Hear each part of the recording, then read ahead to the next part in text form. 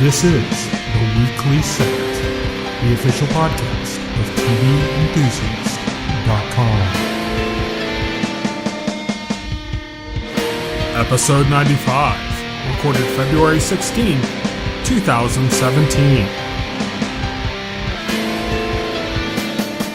Hello, everybody, and welcome to The Weekly Set, the official podcast of TVEnthusiast.com. I am your host and the editor-in-chief of TV Enthusiast. My name is Tyson, and joining me today, as always, is our keeper of comics here at TVE, Will. Hey! So today, we are going to be talking about Riverdale, The Magicians, and Taboo. I also wanted to kind of say before we got started that yesterday, we actually recorded a podcast along with some friends from the the Nintendo Enthusiast forums about the Nintendo Switch. So if you are into Nintendo Switch, I'll put a link to that podcast as well, so you can check that out. That wasn't related to TV, it's just something that Will and I did. And I thought up front, I'd let you know that that's there, and it's going to be in the story. So if you get this through a podcast client or something, just go to TVEnthusiast.com, find the story, it'll be in there. But today, we're talking about TV, not Nintendo. So, let's kick things off. Let's talk about Riverdale. So, this is episode 3 titled Body Double. What did you think of this episode, Will? This episode was great, actually. We got Archie confessing to the principal about what he heard and where he was. We got the subplot where Veronica was slut-shamed by one of the jocks. Yeah. Yep. And her and Betty launched this revenge plot and Betty totally goes completely psycho, like off the rails psycho. It was she kind of like that they're hinting at something more there. Yeah, they're hinting at something more there, like she has like issues. Yeah. We also got the typical like high school drama moment of the father learning to accept his son's passion. Yeah. And embrace it. Archie's dad, played by Luke Perry, builds him a studio to practice in after Archie chews him out about the fact that he would have let Archie like go to the performance of Josie and the Pussycats performing his song if it had been like a football game. He would have let him go, but he wouldn't because it's music or something, even though he was grounded. So yeah, so we got that little turnaround moment. We got the girl power moment with with the group going against the football players that were slut shaming them. Did you notice that one of the girls that came forward that had been previously slut shamed was from Stranger Things? It was Barb. Yeah, I recognize that. I recognize it was Barb. She looked like Barb still. It's like somebody slut shamed Barb. Wait, I thought she died in the 80s. Yeah. But yeah, so that's kind of like the broad strokes of what happened in this episode. Betty looks like she's got some kind of mental illness in her background that's going to be explored. Veronica, Betty, and Cheryl Blossom. Yeah. The three of them all kind of developed like a stronger bond. Cheryl's kind of showing a little bit of vulnerability and humanity. The information they uncover now kind of leading her to question what kind of guy her brother was, because it looks like he was involved in this slut-shaming thing and with Betty's sister, which is even worse. And it's got Cheryl now because she didn't think that way of her brother. Her brother would be involved in that, and now so that has her questioning exactly what kind of person he really was that she didn't realize or know about before. So the episode actually started with Cheryl being questioned by the sheriff and the principal of the school, because the last episode, of course, when there's a criminal investigation, the principal's always going to be in the room. But she's being questioned. We find out, immediately we knew it wasn't just going to be like, like, oh, well, the mystery's over. She killed her brother. It's like, we knew there was going to be something else. And that's what ended up being the case. Yeah, we know it's actually an evil demon possessing Jason's father who killed him. Yeah. But, clearly, I mean, it's just common sense. Duh. But Cheryl ends up revealing that she had helped her brother fake his death, and so she was guilty of that, but that she didn't kill him. He had actually been alive for like, what'd they say, a couple weeks or something, and then turned up dead, basically in the same place where they had faked his death. So yeah, so all this is coming out. Like you said, Archie finally came forward about his father. I just brain farted, right pig right there. Archie finally came forward about hearing the gunshot, but did not come forward about his music teacher and him being together. But Archie and Jughead had talked about it, the whole situation, because Jughead had discovered last week that was Archie's secret. And Jughead with Betty were kind of investigating the scouts, like the equivalent of the Boy Scouts in the show, and ended up finding out that the leader, not the scout leader, but the kind of the leader of the kids in that group of scouts had like fired that gunshot. But it was like he was teaching, like he was training his scouts as a militia or something. I don't know what's going on with the scouts.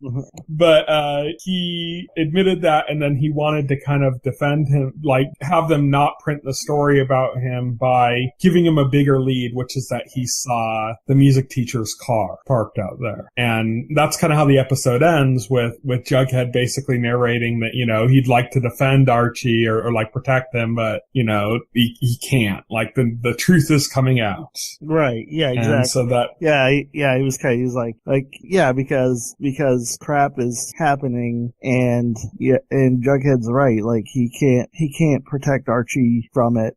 So things are going to get really interesting, it seems. Yeah, it seems to be kind of developing. You're really liking it. I think I'm liking it less with each episode. I still like it, but like, I think the first episode showed a lot more promise than what's been followed up. I guess. It's still good. It's still good, but it's like, I'm kind of like, the Berlanti cues are coming in stronger. So I'm like, oh yeah, okay, yeah, it's feeling more like a CW show. Like the first episode kind of felt like something a little bit on that, but then, so yeah, it's like a good CW show. So I'm okay with that. I'm fine with it how it is. I like the show still, but it's not as good as I thought it was going to be after the first episode. Right. It's Westworld all over again.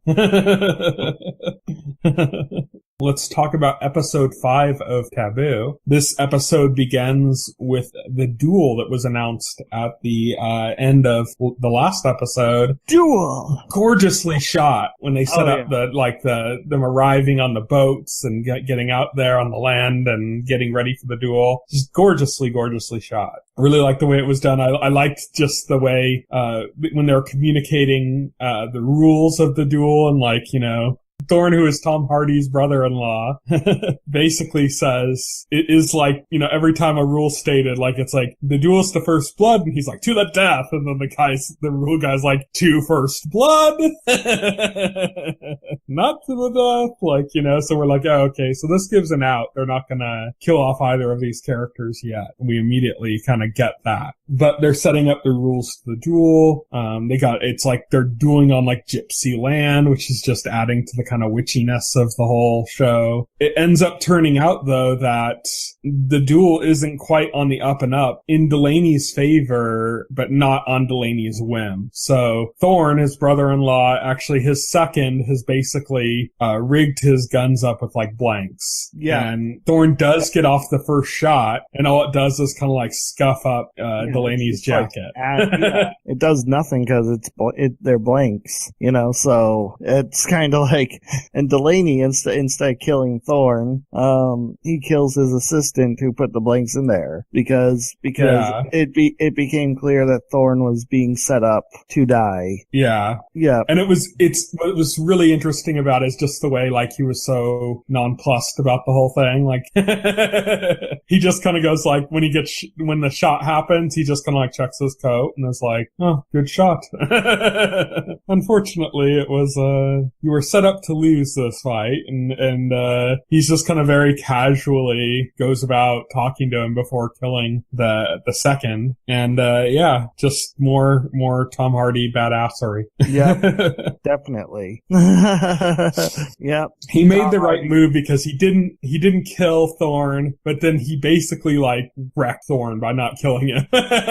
Now Thorne basically like has like a kind of an unspoken debt to Delaney and is kind of like furious about that. So like he screwed over Thorne way worse by not killing him. Exactly.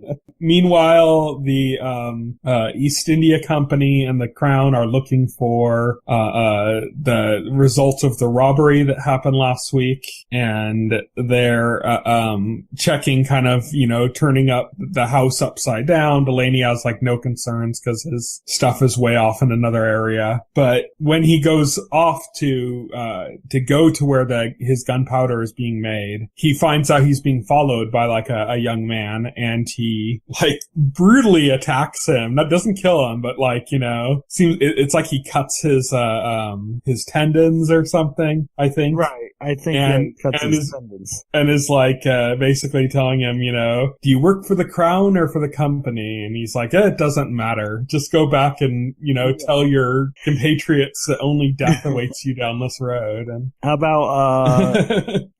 about that man, the East India Company sends after one of the prostitutes to get information on Delaney, and the girl, I forget the girl's name, but she finds out and she alerts them, and they kill him, and they leave the note on him saying died while working for the East India Company or something. I thought, oh my god. Outwardly hostile, yeah. The Delaney's group is outwardly hostile. Yeah, they're not trying to hide it. Yeah, so trying to think of what else happened in this episode. I'm reading through my notes here. There was a man brought into the East India Company to talk with them, a black man, about the slave ship and the fate of that, and he's doing it. It was kind of interesting the way he kept presenting it, because they'd say, so you're in this for justice for your men, and he's like, I'm in this for justice for men, not right. Like, for his own, but just, like making that clear that this isn't about doing it for my people, but doing it because they're people. Right, exactly. Which I thought was kind of like an interesting chat. Well, yeah, it was interesting. He put on the East India Company. Yeah, because he's talking, because he wanted to say, your people, or black people, or, and he checks them by making, no, just people. They're people. Just like you. Okay? Yeah. Let's get this straight. So, just people. I thought, yeah, that was interesting. Delaney ends up finding the contract he needed from his father about owning the land. He also, I think, in finding that, kind of finds information about his mother, who he believes his father bought for beads, and has kind of an explosive conversation with his would-be mother, his would-be stepmom about it. Right. So yeah, there's that's kind of what is happening in Taboo. Continues to be fascinating. I really like the show. I love the pacing of it. I love the way it's shot. I love just the menace that's in the air at all times. Yeah, Taboo, killing it. I thought that it had already ended, that episode 6, which aired this week, that we're going to talk about next week, was the last episode of the season. I think I just tricked myself into thinking that because I think you did. Peaky Blinders were all 6 episode seasons. Yeah, that's why I asked it, because when you said, I said, really? That's funny, because Peaky Blinders is 6 episodes, and so it's by the same creator, so I was thinking, wow, this guy probably just likes making 6-episode seasons of shows, I guess. But it turns out there's actually 8 episodes in this season, so we got a few more to go. We got 3 more episodes after this, which should be enough time to kind of set up a conclusion for the season. Things are kind of moving along. They got, some confrontations out of the way. Things are shaping up, so I'm definitely looking forward to that. One of my 2 favorite shows on TV right now, after the next show we're about to talk about, which is The Magicians. Yes, The Magicians. So last episode was very eventful. This episode is basically all about the consequences and the fallout of the events of the last episode. Right. So it kicks in with Quentin basically getting part of his arm replaced with wood by a centaur. I love that with all the heavy stuff happening in this episode, it was still just hilarious at so many moments. Right. the centaur pooping while talking to Penny. Yes. And then when his assistant cleaned it up and he said you're welcome. At the beginning episode. At the very beginning episode when the centaur's working on Quentin and Jesus, my brain. Oh yeah, they're talking about his dick size. Oh yeah, she's like, I know this is a very serious moment, but that guy's dick is huge. And Elliot's sitting next to her, acknowledging it too. Elliot's trying. They ended up having what? No, go on. I was gonna say they ended up having to leave right after basically saying that, and they left a note for Quentin. Even the note was kind of funny, the way it's Q, please wake up and come back to us or something. He's like, you're benevolent king, or you're benevolent overlord. Just the way Elliot signed it off. I thought that was really funny. You're benevolent overlord. So we ended up getting back in touch with Julia, who brought Katie back into the picture. Katie was the girl who dated Penny in the first season. In the first season. I was, it's funny, I haven't thought about her at all until she popped back up in this episode. I was like, oh yeah, she exists. Because it's funny because she had just disappeared from the show for so long. She's junkying it up. Yeah, she's junkying it up. Having dealt with not only losing her mother in such a horrible way, but also having to leave Breakbills after her mother's debt, which caused her to basically be giving books and information to the hedge witches, ended up getting found out by Breakbills, and so she had to escape from there, and so she's not allowed there anymore. So basically she had to leave Penny, she lost her mother, and she lost Breakbills. So she's turned to drugs. She's been a junkie now. Julia ends up getting her out of there because she needs her help. There's a message written on the arm of the hedge witch, I can't think of her name right now, who Reynard killed. Yep. And Katie ends up very quickly figuring out that it's a library code. It's a code for Breakbill's library for a book. And they end up working together, find the book. The book can resurrect the hedge witch girl, but for a limited time. I thought they did a really good job of they did this so she could kind of give last information even though she can't survive it. But she wakes up in terror and, does not want to go back to being dead. But there's kind of nothing she can do about that. But she gives what information she can about Reynard, and that's that somebody else had trapped him before. And that it was the ritual that Julia and her friends did that freed him. Right. From being trapped. So that it's giving her an opportunity to do something about him. I don't necessarily think that that's going to satisfy Julia. She doesn't want to trap him. She wants to kill him. She's really out for revenge, enough so that she massively screwed over Quentin and his friends. Which has led to the death of Alice. And she massively screwed over also the hedge witch.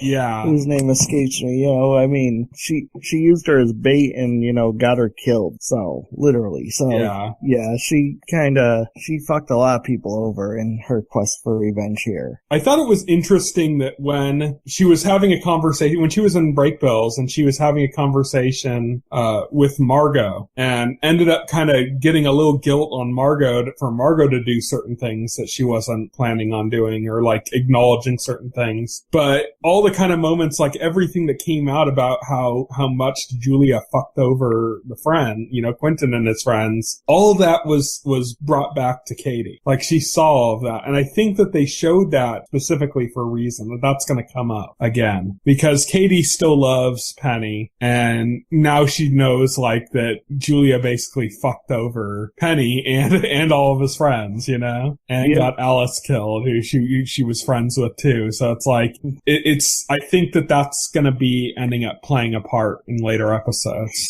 I think that's going to be a thing in later episodes too. Definitely. We talked earlier about the centaur doctor shitting while talking to Penny.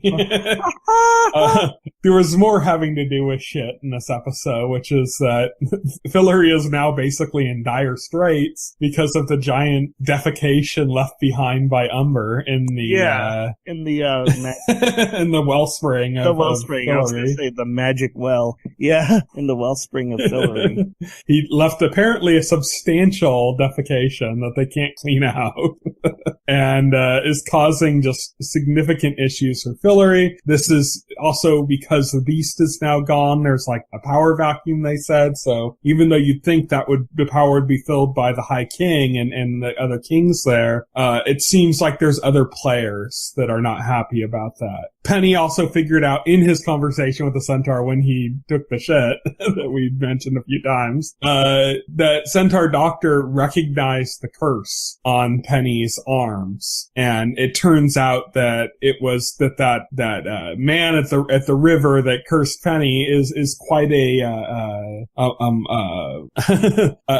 force to be reckoned with, a scary figure with magic. Yeah. And the centaur will not even touch him or get near Penny because of that. Penny ends up getting drunk and has Quentin cut off his hands. Another hilarious scene where Quentin is having trouble doing it, and then Penny just keeps insulting him, so Quentin finally does it. But when he does it, like, he just does it very poorly. Like, first he cuts off his fingers instead of his hand, and then just starts like hacking away at his arms to try to cut him off. It's pretty brutal, but it's played for laughs.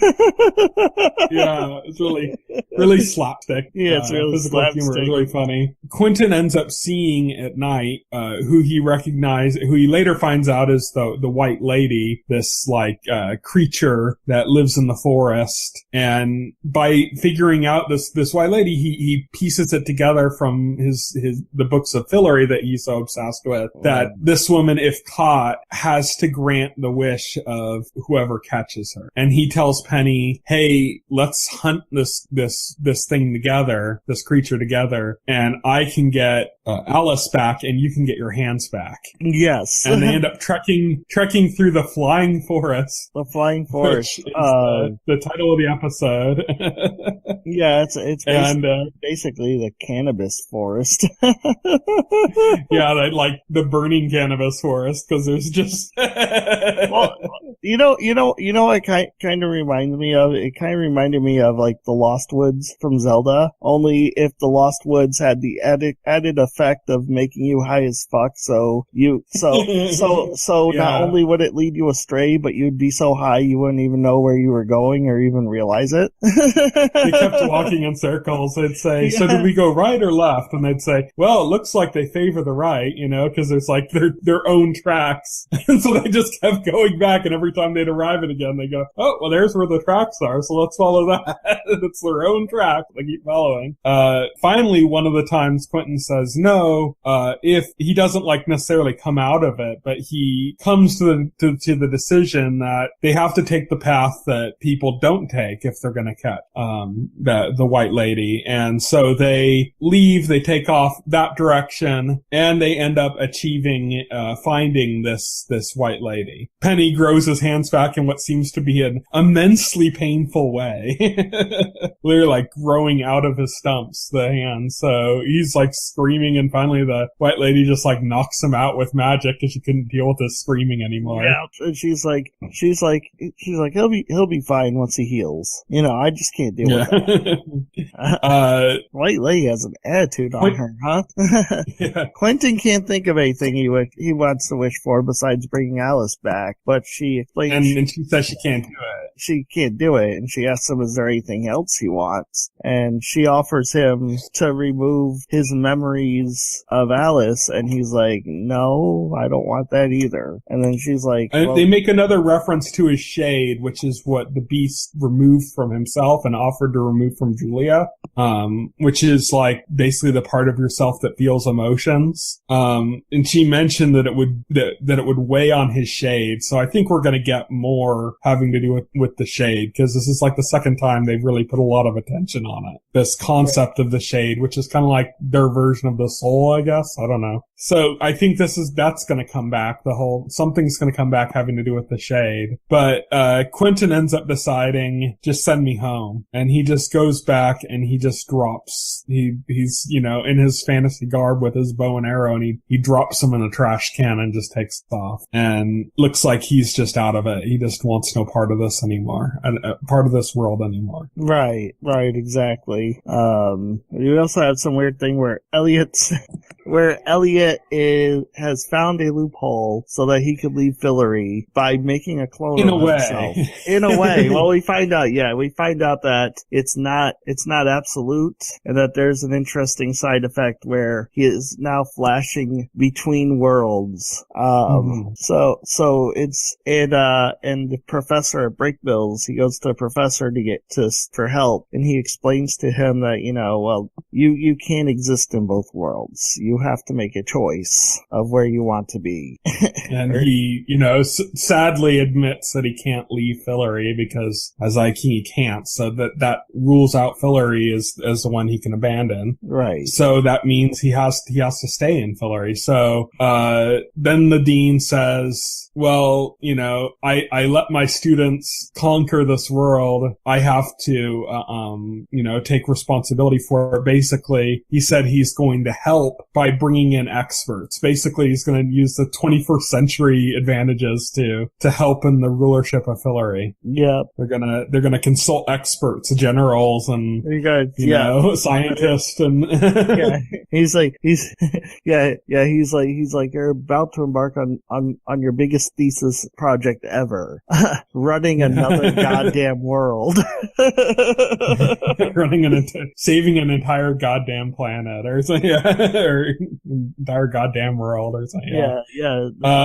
So that's kind of setting up some more direction for Elliot's story. Margot, on the other hand, went from basically convincing Elliot not to build a 100-foot statue of Alice to, after having her conversation with Julia, to saying we should build something to honor Alice, not be, even though we weren't her friends, as they said that was the case, that they weren't her friends, that's why they owe it to her. And Elliot says, we don't have the money for that. And then she said, well, then we'll do it with magic. So Elliot and Margot have a little side project too. Yep. Meanwhile, Todd is taking Elliot's place. Oh my God. Elliot wants to ruin Todd. He's like, don't drink that. Todd made it. It's probably toxic. Yeah, Elliot, this has to do with living in two places at once, and what complicates it is that Elliot's wife in Fillory basically desperately wants to have sex with him because they did have sex, and apparently funny. Elliot's huge. That was funny. She's like, she's his wife in Fillory's like, I don't know how else to say this, but I want you to fuck me. And then as soon as she says that, like, Margot walks in, and Elliot just tosses her aside and is like, oh, Margot. So, Queen of Fillory now wants, Elliot. Elliot is trying to hook up with a guy on Earth at Breakfills. As he's hooking up with him, his wife wakes him up, and that's what causes this being awake at two places at once. And presumably he's having sex with both of them at the same time. Presumably. He's started initiating it. Yeah. They cut away around when they started getting towards the penetrative stuff. Yeah, they did. But presumably he did that, which, as much as they say can't live in two places at once, it looks like he found a way to satisfy his queen and Hillary. Yeah. to be having sex with a guy at the same time. That's the solution. That's the solution. Exactly. Figured it out. So yeah, I mean, I think that's pretty much it. Can you think of anything else from this episode? Oh, that we haven't covered? I can't think of anything. So yeah, I mean, quick rundown. Penny's got his hand back in a very painful way. Quentin cannot bring Alice back and is like, screw it all. I don't give a shit about any of this anymore. Elliot has finally found a way to rule Hillary with the help of Dean, and has to give up on living in Earth because he can't do both at the same time. Julia is still hunting Reynard and has a clue as to how to do that now. Katie's back in the picture. And yeah, so that's kind of where all of our characters are right now. And Todd is trying to take on the reins as the new Elliot. Wearing his vest. Yeah, wearing his vest. So that's it for the Magicians. We'll talk about it again next week. And I think we're just about less than halfway through the season. So I think we have some more to go there. Now we're going to talk briefly about what's coming up in the week ahead. So, tomorrow or today, by the time this podcast is available, it'll be Friday. The new season of Chef's Table will hit Netflix. I didn't have this on a schedule because it's an anime and, we don't do that as much, but also, Seven Deadly Sins has its second season on Netflix on Friday as well. So we got 2 shows coming to Netflix. On Saturday, February 18th, Planet Earth 2. Did you watch Planet Earth when you got a HDTV? Shoot, no. I should have made that one of the first things I did. That was kind of like the ritual for when we first got our HDTV. That's what everybody was doing. It was like, you get an HDTV. What do you do with it? Watch Planet Earth. So Planet Earth 2, which is apparently also shot in 4K and HDR, is hitting BBC America on February 18th. It already aired in the UK. But yeah, so if you have that, a really nice TV set and you want to kind of find the thing that shows it off, well, that's going to be Planet Earth 2. If you just have a regular HDTV, it's still a gorgeous documentary show and a showcase for how good your TV can look. On Sunday, February 19th, 2017, Billions comes back to Showtime. Crashing debuts on HBO. It's a new series called Big Little Lies that debuts on HBO. It's like a mini-series, I think. And The Good Fight debuts on CBS All Access. This is CBS's first show from their All Access streaming service. Oh, really? Oh, interesting. So it's this, and then Star Trek is coming later on. But this is going to be the first one hitting it. So an entire streaming service with one show. Right. Eventually they'll have Star Trek too, and I'm sure they'll, unless it just fails miserably, they're going to have plenty more added to that. And then of course you get, CBS backlog type stuff like the other Star Trek show and beyond. But all of that is up on Sunday, February 19th. On Monday, February 20th, 2017, Bates Motel returns for its final season on A&E. On Tuesday, February 21st, The Detour comes back to TBS. This won my best comedy last year for the 2016 when I did it. I really liked The Detour. It was like National Lampoon's Vacation as like a TV show. Oh, okay. Huh. It's great. Interesting. The first season is on Hulu or Netflix now. I can't remember which one. It's on Netflix, I think. The first season's available there now. Season 2 starting up. Season 2 looks like it's not going to be, like from what I've seen of it, it's not going to be like a road trip. It's going to be something else. But it's still, like, I'm really looking forward to it. The first season was so good. On Thursday, February 23rd, The Blacklist Redemption comes to NBC. This is a spin-off series of The Blacklist. And on Friday, February 24th, 2017, The Patriot comes to Amazon. That's a new show. So yeah, continuing to be where we're looking, and like so many shows coming from streaming services. We got, CBS basically getting their first one with The Good Fight on CBS All Access. There's talk of just all sorts of streaming services getting involved now. Facebook says they're going to get involved. They just hired away some people from MTV for it to develop content that sounds very CW-esque.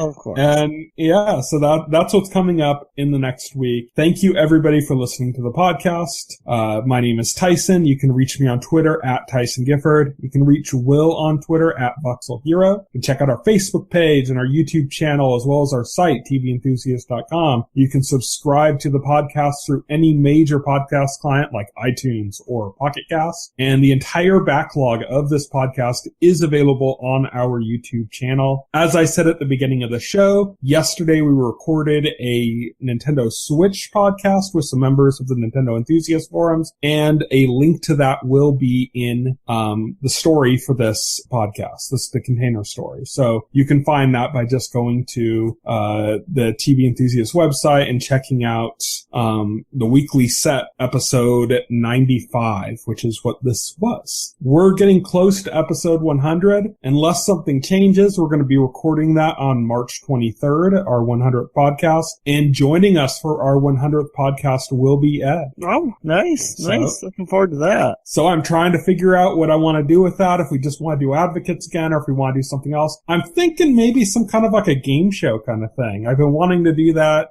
but obviously we can't do it with two people. That could we need more people involved. Yeah, we need more people involved. That could be interesting. I'm trying to think of even more than that, of bringing some more people in and doing some kind of a fun kind of show. What? The more the merrier. Anybody you can bring in, yeah. Yeah, it's 100 is a big number. It's a big, you only get 100 once. That's pretty much that's like coming up on 100 of these things already. Holy cow! Life. Yeah, where is it going? So yeah, we're gonna try to do something kind of special for that, and I'm working hard to kind of get a new theme song ready, because I like to change that every 50 episodes. So I'm hoping episode 101 will have a new opening song to start the show with as well. So lots of stuff coming up to be excited about. Thank you everybody for listening. Good night. Good night. If you would like to voice your opinion, send an email to theweeklyset@TVEnthusiast.com. TV Enthusiast is a part of the Enthusiast Media Network. Stay tuned to TV Enthusiast and the Weekly Set podcast for more coverage of all